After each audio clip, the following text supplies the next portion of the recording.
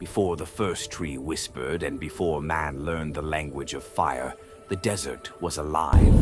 The wind carried the songs of a mother, a spirit older than the sun. Her name was whispered by the ancestors, the mother of the dust. She was neither goddess nor ghost, but the heartbeat of the earth itself. Wherever her breath touched, the soil blossomed. Rivers obeyed her voice. Crops danced when she smiled. The people of Umụnso lived in harmony with her for centuries. They gave offerings of cola and honey to the sacred dunes. No tree was cut without a prayer, no water fetched without thanks. Until the season of hunger came, the elders said the gods were testing them. But the young men, led by Obika, proud son of the chief, laughed at the warnings. "How can sand and dust feed us?" he mocked. "We need land, not legends." Against the cries of the priestess, they burned the sacred grove. The smoke rose like a curse. The earth groaned and the wind turned cold. That night, as they feasted on roasted yam and pride, the first storm arrived. Dust rose from the ground, shaped like a woman, her eyes burning, her voice echoing through thunder. "You have broken the breath of the earth," she said, "and now I shall break yours." The fire died instantly. The moon hid. Silence swallowed Umụnso. Days became months. The fields turned barren. Children coughed dust instead of air. The river dried into cracked mirrors. The people went to the shrine, begging the priestess Inkemjika to speak to the mother of the dust. But when she entered the desert, only her voice returned, carried by the wind. The mother does not forgive. She waits Obika, tormented by guilt, but blinded by arrogance, sought the old seer in the hills. The seer, blind yet seeing beyond sight, told him, "You cannot fight dust, my son. You must kneel before it." Obika did not kneel.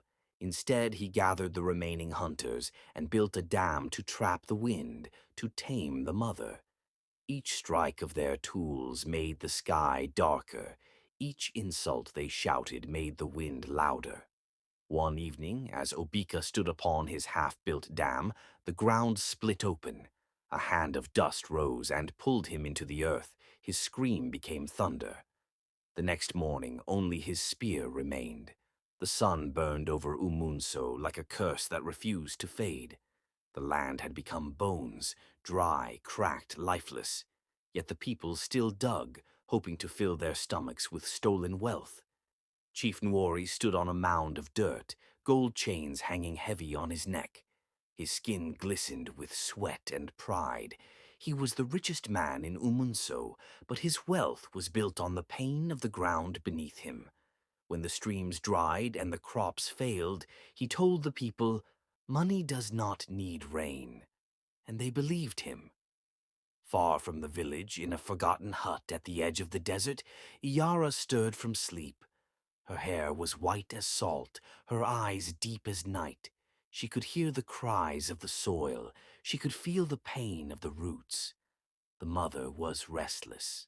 That evening, as the last light died, the wind began to rise. It carried voices that clawed at the huts.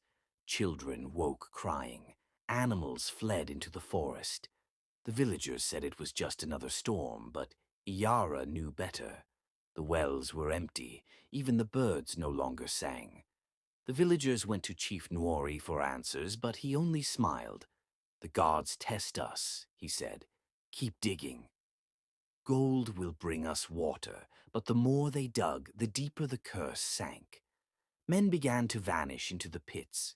At night, drums echoed, soft, rhythmic, coming from the earth below. Iyara came to the square, feet bare, white wrapper stained with dust. She raised her staff. "The mother of the dust has awoken. You took what was sacred. Now she comes for what is hers." They laughed, especially Chief Nwori. "Old woman, you've been drinking sand."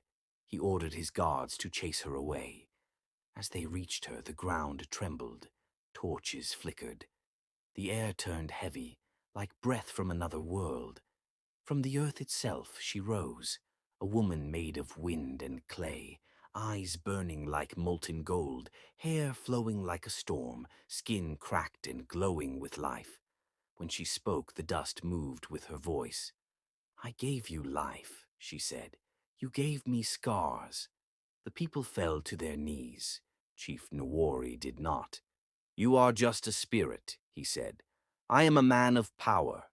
The mother looked at him and smiled. "Then let your power feed you." The ground opened beneath him. His gold chains snapped, melting into dust as he screamed. The pits that had swallowed men before now claimed their master. Silence covered Umụnso. The mother turned to the people. "You forgot the language of the land. Now you will learn again." The gold turned to stone. The wells filled not with water, but with thick, muddy blood. Fear grew roots in the hearts of men. They buried their greed, their pride, their silence. Iyara remained, walking the empty streets, whispering prayers into the soil, teaching children to greet the earth again with open palms and gentle steps. Years later, when the rains returned, no one spoke of Chief Nwori again. The people built a shrine where the ground had swallowed him, and they called it the Resting Mouth. When the wind howls at night, it is the mother breathing, watching, waiting. The people of Umụnso finally learned that the earth never forgets. Those who take without giving will one day be taken too. The dust rises, it remembers. The mother of the dust remains.